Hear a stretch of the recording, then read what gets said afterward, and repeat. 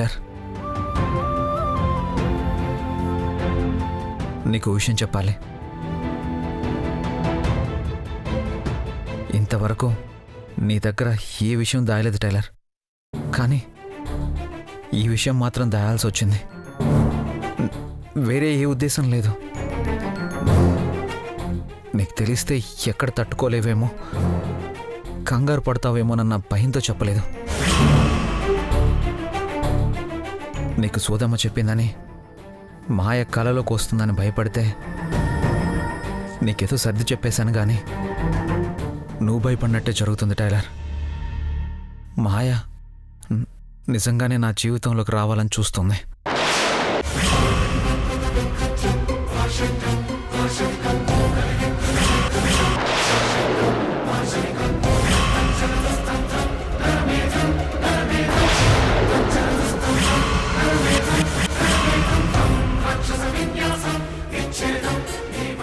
Tailor, వింటున్నావా?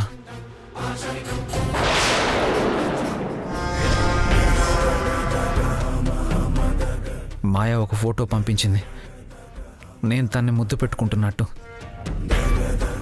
అది నువ్వు చూసావో లేదో తెలీదు, కానీ నువ్వు చూస్తున్న ప్రతి చూపు నన్ను ప్రశ్నిస్తున్నట్టే ఉంది. మన మధ్య ఏదో దూరం పెరుగుతున్నట్టు నాకు అనిపిస్తుంది టైలర్. అందుకే చెప్తున్నాను టైలర్, ఆ ఫోటో నిజం కాదు. మన మధ్య మనస్పర్ధలు సృష్టించడం కోసం ఏదో మాయ చేసి పంపించింది.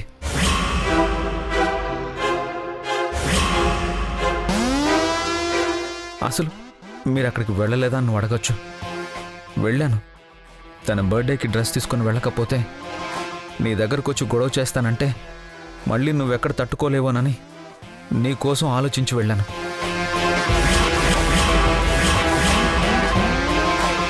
కానీ అక్కడ కూడా మన ప్రేమ గొప్పదని రుజువైంది టైలర్. తన కోసం డ్రెస్ కొంటే నాకు తెలియకుండానే నీకు సరిపోయే డ్రెస్ కొన్నాను. అది నీకే చేరింది.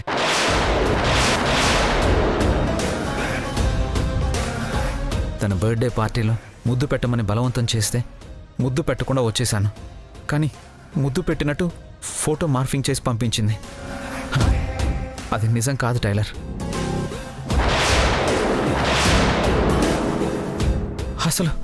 అసలు అక్కడికి వెళ్ళక ముందే నీకు ఈ విషయం చెప్పొచ్చు, కానీ చెప్పా కదా టైలర్, తెలిస్తే నువ్వేమైపోతావోనన్న భయం. అందుకే నేనే తేల్చుకుందామని వెళ్ళాను. కానీ చాలా తేడాగా ప్రవర్తించింది.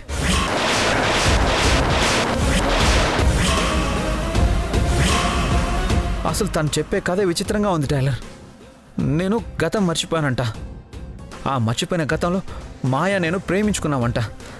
పిచ్చోళ్ళ నమ్మేస్తానని అన్ని కథలు చెప్పేస్తుంది.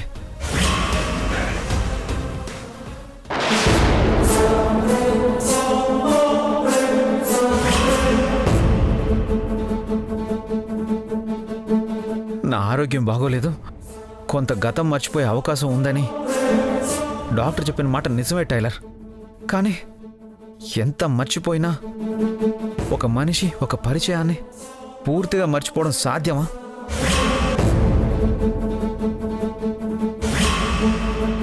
కనీసం ఒక చిన్న గుర్తైనా ఉండాలి కదా, ఒక సాక్ష్యమైనా ఉండాలి కదా. ఏమీ లేకుండా ఏదేదో మాట్లాడితే ఎవరు నమ్ముతారు?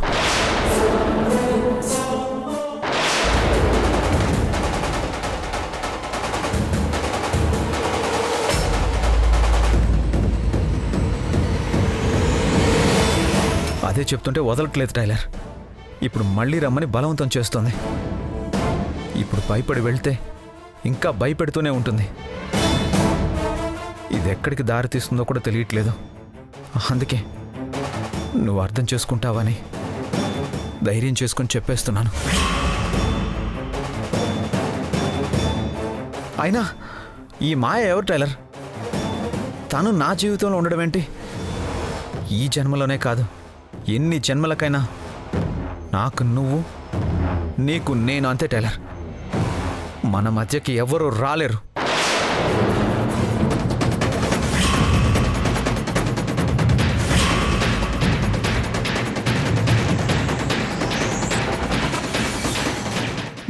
చెప్పింది అర్థమైంది కదా టైలర్.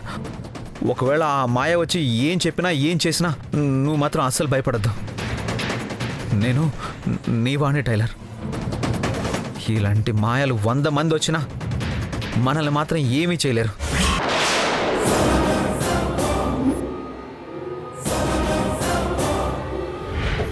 ఏం టైలర్, నేను ఎంత చెప్పినా నువ్వేమీ మాట్లాడట్లేదు. నువ్వు ఇలా మౌనంగా ఉంటే భయం వేస్తుంది. నేను చెప్పేదంతా నిజం టైలర్. నన్ను నువ్వు అనుమానిస్తే మాత్రం నేను తట్టుకోలేను. ప్లీజ్ టైలర్, మాట్లాడు.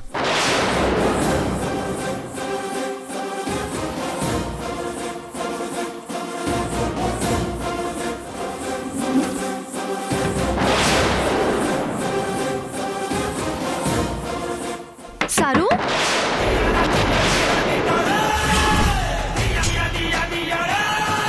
సారు,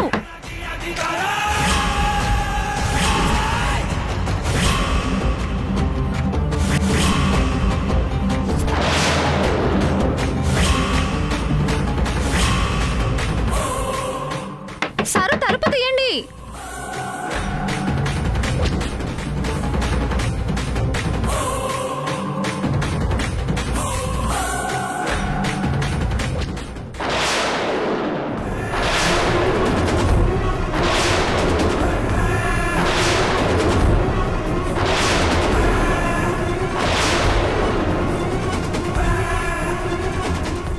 టైలర్,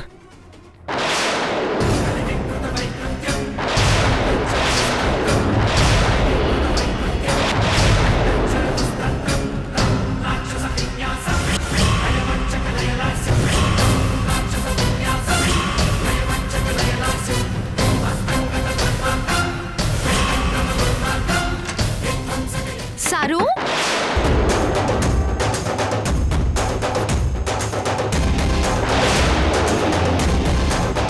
ఏ నువ్వేంటి ఇక్కడ?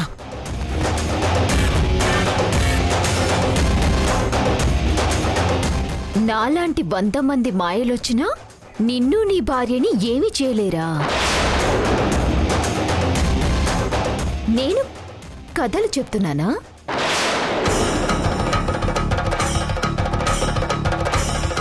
సారు, నేనింత పిచ్చిగా నిన్ను ప్రేమిస్తూ ఉంటే, నీ వెంట పడుతూ ఉంటే నీకు కథలా ఉందా? నాకన్యాయం చేసి నీ భార్యతో సుఖంగా ఉండిపోవాలనుకుంటున్నావా?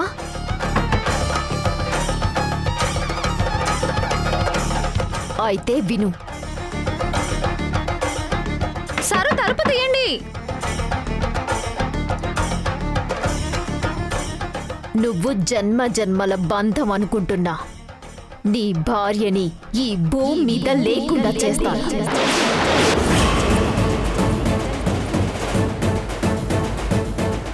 అప్పుడైనా నా కోసం, నా ప్రేమ కోసం రాకుండా ఎలా ఉంటావో నేను చూస్తాను.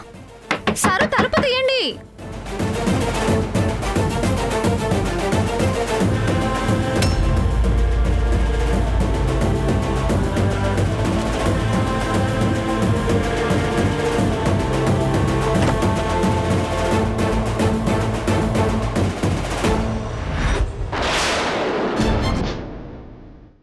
సారు,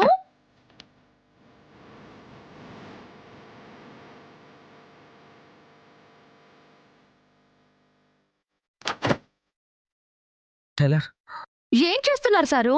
ఎంతసేపు తలుపు కొట్టినా తీయకుండా? ఏం లేదు టైలర్, ఏం లేదు.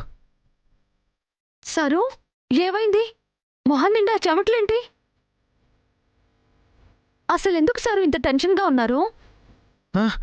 ఏం లేదు టైలర్, ఏం లేదు. సారు, కేస్ గురించి ఆలోచిస్తున్నారు కదా? ఏం కాదు సారు, మనం ఏ తప్పు చేయలేదు కదా, అప్పుడేమవుతుంది? సారు, నేను చెప్తున్నాను కదా, ఏమీ కాదు, మీరేం టెన్షన్ పడకండి.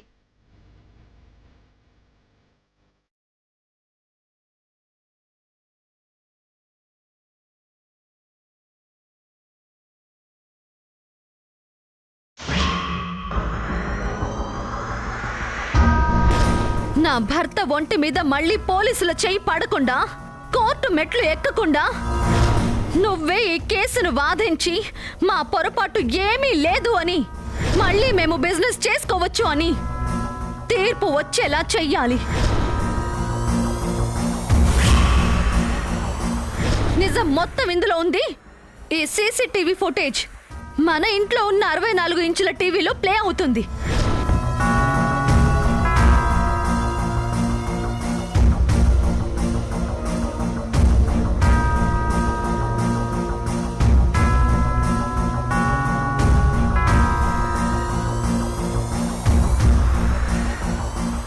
బిజినెస్ మోసుకొని పందుల్లో ఓడిపోయి ఇంట్లో నుంచి వెళ్ళిపోతుందని ఇంత ప్లాన్ చేస్తే అది ఇలా కనిపెట్టేసింది. నా కాళ్ళ దగ్గర పడి ఉండాల్సింది నాకే వార్నింగ్ ఇస్తుందా, నన్నే బెదిరిస్తుందా? ఎంత ధైర్యం దానికి! చెప్తుందంట, చెప్తుంది. ఎవరికి చెప్తుందో చెప్పని. శ్రావణి ఎవరికి భయపడాలి? ఎవరికి చెప్పుకున్నా ఏం చేసినా ఈ కేస్ని మాత్రం నేను వాదించేదే లేదు. దీని నుంచి వాళ్ళని బయటపడేలా చేసేదే లేదు. ఏం చేసుకుంటుందో చేసుకొని, నేను మాత్రం ఎట్టి పరిస్థితుల్లోనూ ఈ కేసుని వాదించను.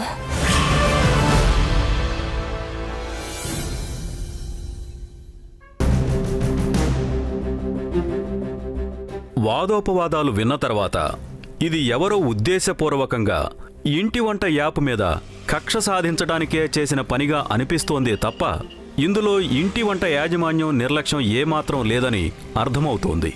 ఎప్పటిలాగే ఇంటి వంట కార్యకలాపాలు కొనసాగించుకోవచ్చని తీర్పు ఇస్తూ ఇందుకు కారణమైన వాళ్ల మీద తగు చర్యలు తీసుకోవలసిందిగా పోలీసు శాఖను ఆదేశించటమైనది.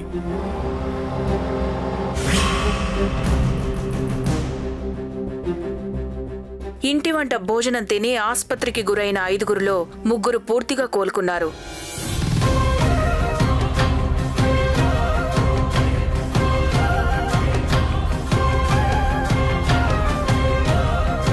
ప్రాణాపాయ స్థితిలో ఉన్న 2 మెల్లిగా కోలుకుంటున్నారని ఆస్పత్రి వర్గాలు తెలిపాయి.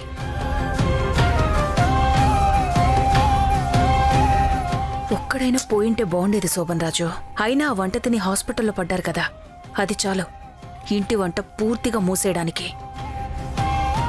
అలాగే ఇంటి వంట మీద కోర్టులో వేసిన కేసు కొట్టివేస్తూ ఎప్పట్లాగే వాళ్ల కార్యకలాపాలు కొనసాగించుకోవచ్చని తీర్పు ఇచ్చింది.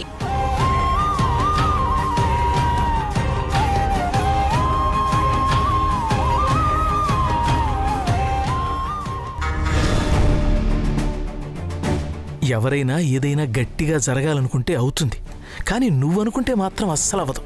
అయినా అనుకోకుండా మానం.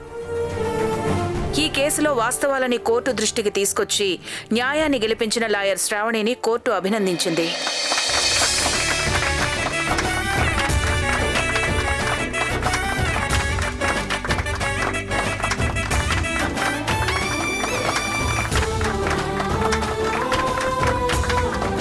కంగ్రాట్స్ అమ్మధరణి. థ్యాంక్స్ అత్తయ్య. Congrats Dharani. థ్యాంక్ యూ బాబు గారు. కంగ్రాట్స్ రణని. థ్యాంక్ యూ అన్నయ్య.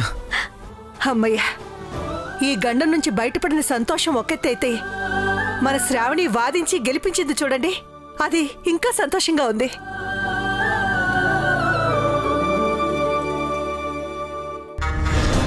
శ్రావణి ధరణి వైపు వాదించడం ఏంటి శోభన్ రాజు? ఏమైంది దీనికి? ఏముంది, ఖచ్చితంగా ధరణియే ఏదో చేసి ఉంటుంది. ఒరే, ఒకసారి శ్రావణికి ఫోన్ చేయి, మాట్లాడాలి.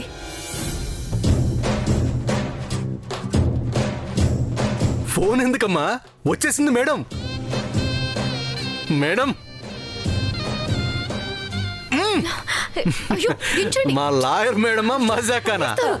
దించండి. జాగ్రత్తరా.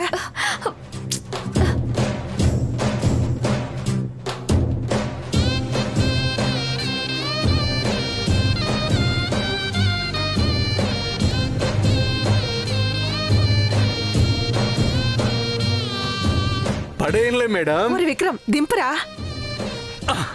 మేడం, మేడం అంటే మేడం అంతే.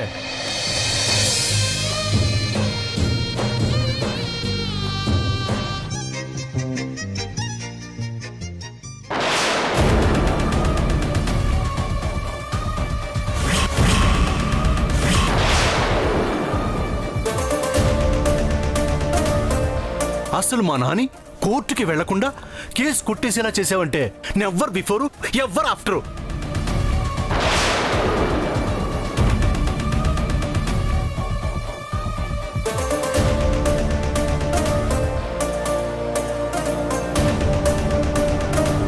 అమ్మా శ్రావణి, నిన్ను నువ్వు ఆవేశంతో నానికి వ్యతిరేక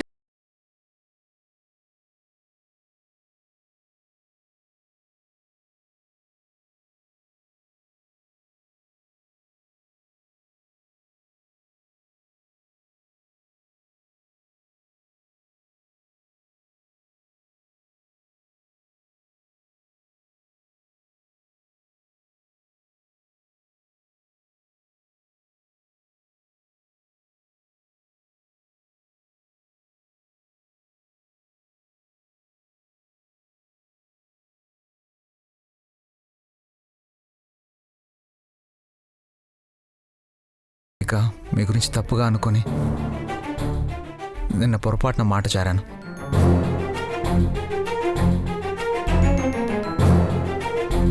కానీ ఈరోజు మీరు లేకపోయి ఉంటే ఈ కేసులో నుంచి బయటపడేవాడినే కాదు. థ్యాంక్స్ వదినా. I'm really sorry.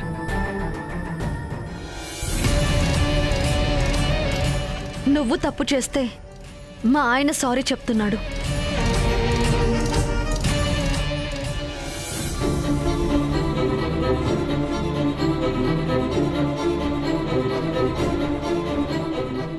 సారీ అన్నయ్య, నీకు కూడా ఎదురు చెప్పాను. రే, మనలో మనకు సారీలు ఎందుకురా? ఏం జరిగినా ఏమనుకున్నా వీఆర్ ఫ్యామిలీ.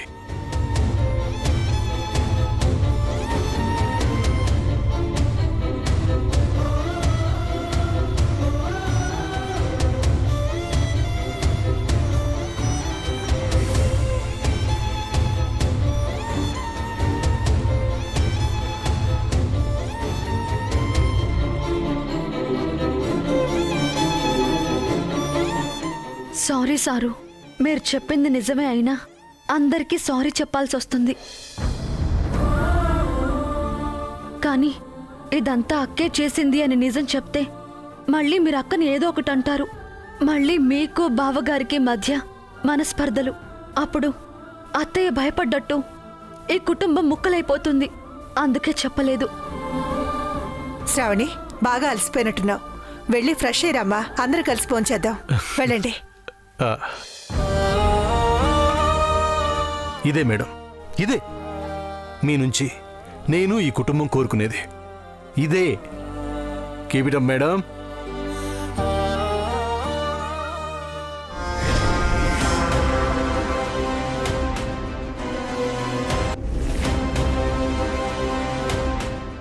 అక్క,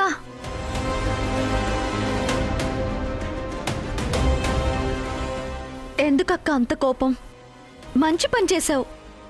సంతోషంగా ఉందక్క. అక్క, కొంచెం నవ్వు. నువ్వు నవ్వవక్క. కానీ అక్క, ఒక్కసారిగా ఇంట్లో ఎంత తేడా వచ్చిందో గమనించావా? నువ్వు తప్పనిసరి పరిస్థితుల్లో ఒక మంచి పని చేస్తేనే ఇంత సంతోషించి ఎంతలా పొగిడారే. అదే నిజంగా నువ్వు మంచి పని చేస్తే మన కుటుంబం మంచి కోసమే మాత్రమే ఆలోచిస్తే ఇంకెంత సంతోషంగా ఉంటారో ఒక్కసారి ఆలోచించక్క. నిన్ను ఇంకెంత గొప్పగా చూస్తారో ఆలోచించక్క. ఎవరికి కావాలి నీ గొప్పలు?